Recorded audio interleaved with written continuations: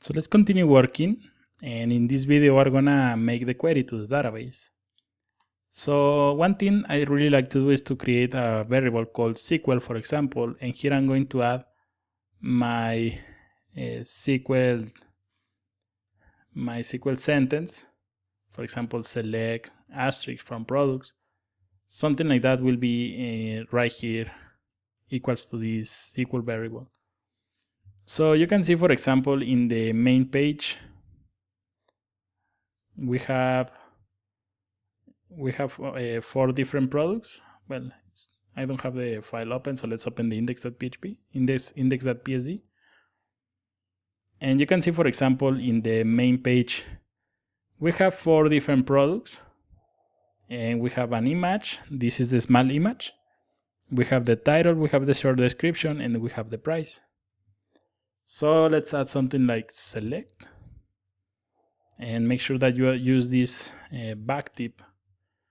If you don't use it, it won't work. So let's add ID. We want to add the name also. We want to add image thumb, and we want to add the price. And finally, the short description. Maybe you are asking, why did you select the ID? Well, I want to create a link, or here we have a link. So we're gonna link to that specific product passing this ID. Then we're gonna add from, and we add products. So this will be the SQL statement to query the database. So I'm gonna copy this, for example. I'm gonna copy this, and let's open the PHPMyAdmin and click here on SQL, and paste right here. Click here on Go. And you can see that we retrieve 8 different products. So I'm gonna click here on editing line, and I'm gonna add limit, and I'm gonna make this bigger. You can see here I have limit, and I'm gonna add 4. So let's click here on Go, and now you can see we have 4. So we need to add limit 4. So it will only return 4 different, or it will only return 4 products from the database. So next we're gonna add another variable called result. The result of the query is going to be equals to db query, and we pass the SQL variable. So now you can see we have something like this. And for example, here I'm going to add echo result, and I'm gonna add result num underscore rows. So this will be the number of results that this query have found. So save this and reload. Let's open the home page, and you can see we have 4. So we are returning 4 different values. It's always a good idea that when you query the database, you are opening the connection. It's always a good idea to close the connection as soon as you finish. So we're gonna add PHP, and I'm gonna add db. This is the object that contains the connection. You can see that here on db.php we're creating the connection using db, and you add db close. So this will close the connection. So it's a good idea to open the connection, make the query, print the results, and close the connection. Always. So let's remove these. Well, I'm gonna remove this, and I'm gonna add an if statement. So these num rows will tell you how much results, or how many items this query is returning. So for example, let's say that I make some change to products with double S. So save this and reload, and you can see we have 0, or we have nothing. So we're gonna add an if statement, and I'm gonna add not, and I need this. So we're gonna add rows,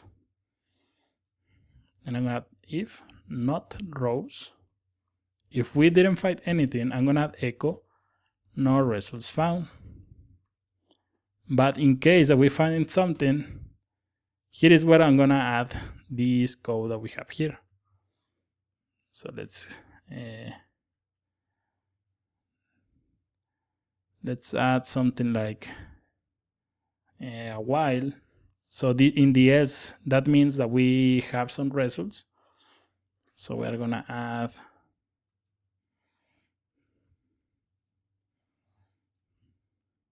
a while, a variable called products that is going to be equals to result.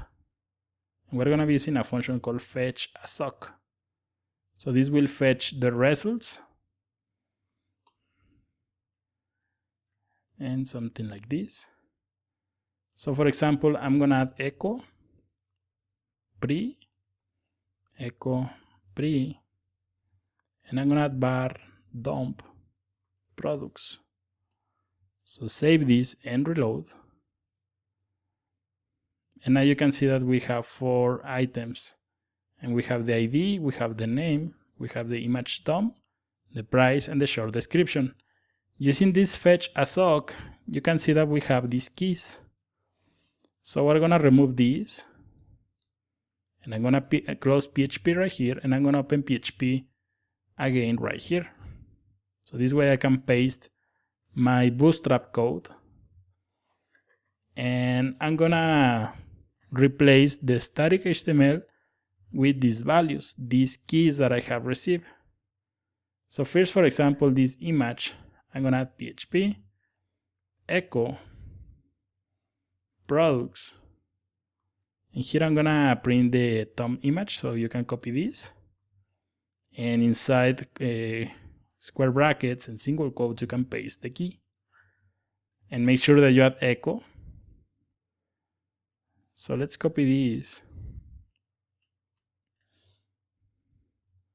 and paste right here in the product. So paste. And this one is called name. So we add name. Then we have the short description. So copy and paste. And this is the short description. You can see it right here. So we add short description. And right here on the 25, we're gonna replace the number with price. And finally, here on the href, I'm gonna add product.php, and I'm gonna add this question mark, and then I'm gonna add PHP echo, and we're gonna print the ID. So we add ID. So save this and reload. And yeah, you can see that everything is working. And you can see that we're printing some results from the database. You can see if I open PHPMyAdmin, we have HomeKit, this aromatherapy, the spa soap with 2 pieces, the HomeKit 2, everything is right here, the prices, the description, everything is fine. We have a trouble with the images. And if you take a look here, we have the path for the file or the file name. But we need to append img underscore at the beginning. So save this and reload. And now you can see we have different files. So for example, if I click here, you can see that this is taking me to the ID one, but it's printing the default content. So we're gonna see how you can handle this in the next video. But now you can see we have finally some dynamic content coming from the database. So hopefully you are happy with this exercise. In the next video, we're gonna see how you can create or how you can query single products from the database and make these links more dynamic or dynamic from the database.